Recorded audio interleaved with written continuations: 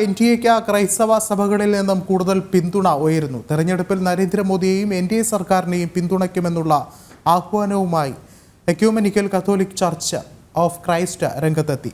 ക്രൈസ്തവ മതപുരോഹിതരുടെ അടക്കം വിഷയങ്ങളിൽ സർക്കാർ അനുകൂല നിലപാടാണ് സ്വീകരിക്കുന്നത്. ലോകം ഭാരതത്തിന്റെ വളർച്ചയെ പ്രതീക്ഷയോടെ നോക്കിക്കാണുന്നുവെന്നും ecumenical catholic church of Christ വ്യക്തമാക്കി.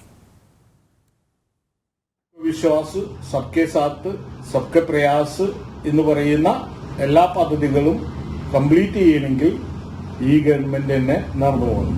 ആ പദ്ധതികൾ നടന്നു കഴിഞ്ഞാൽ മാത്രമാണ് ഇന്ത്യ ഗവൺമെന്റിൽ എപ്പോഴും ഇന്ത്യയിൽ ദാരിദ്ര്യ നിർമ്മാർജ്ജനം ചെയ്യാൻ സാധിക്കുകയുള്ളൂ. ദാരിദ്ര്യമാണ് സമൂഹത്തിന്റെ ഏറ്റവും വലിയ വില്ലൻ. മോദിജിയെ സപ്പോർട്ട് ചെയ്തുകൊണ്ട് ഈ മോദിജിയുടെ സബ്കെ വിശ്വാസ് സബ്കെ സാത്ത് സബ്കെ പ്രയാസ് എന്ന് പറയുന്ന പദ്ധതികളിലൂടെ ദാരിദ്ര്യം നിർമ്മാർജ്ജനം ചെയ്യാൻ ഞങ്ങൾ എപ്പോഴും കൂടി ഉണ്ടാവുന്നതാണ് ഞങ്ങളുടെ വിശ്വാസം.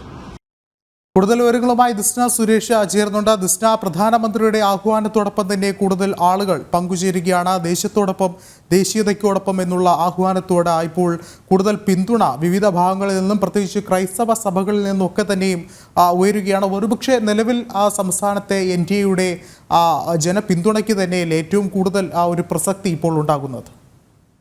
തീർച്ചയായും വിഷ്ണു സൂചിപ്പിച്ചതുപോലെ തന്നെ എൻഡിഎ സർക്കാർ അല്ലെങ്കിൽ മോദി സർക്കാരിന് ക്രൈസ്തവരുടെ ഇടയിൽ നിന്ന് ന്യൂനപക്ഷങ്ങളുടെ ഇടയിൽ നിന്ന് വലിയൊരു പിന്തുണയാണ് ലഭ്യമാകുന്നത്. ഇതിന് ഏറ്റവും വലിയ ഉദാഹരണമാണ് ഇപ്പോൾ ദ എക്യുമെനൽ കാത്തലിക് ചർച്ച് ഓഫ് ക്രൈസ്റ്റിന്റെ പുരോഹിതന്റെ ഒരു ലേഖനം. അതിൽ അദ്ദേഹം പ്രധാനമായും വ്യക്തമാക്കുന്നത് അതായത് ഈ എൻഡിഎ സർക്കാരിനാണ് അവരുടെ ഭാഗത്തു നിന്നും പിന്തുണ നൽകുന്നത് എന്ന നിലപാടാണ് വ്യക്തമാക്കിയിട്ടുള്ളത്. ഇതിൽ നിന്നൊക്കെ തന്നെ നമുക്ക് മനസ്സിലാവുന്നത് ഈ തിരഞ്ഞെടുപ്പോടുകൂടി വലിയ പിന്തുണയാണ് ന്യൂനപക്ഷങ്ങളുടെ ഇടയിൽ നിന്നും മോദി സർക്കാരിന് ലഭ്യമായിരിക്കുന്നത്.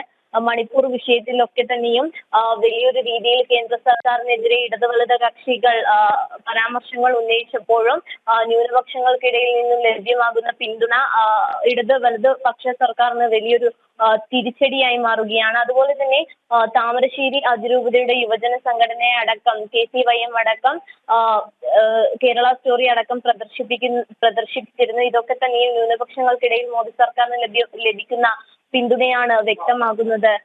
വിഷ്ണു, വ്യക്തമാണ്. ദിസ്നയാണ് വിശദമായ റിപ്പോർട്ടുകൾ പങ്കുവച്ചത്.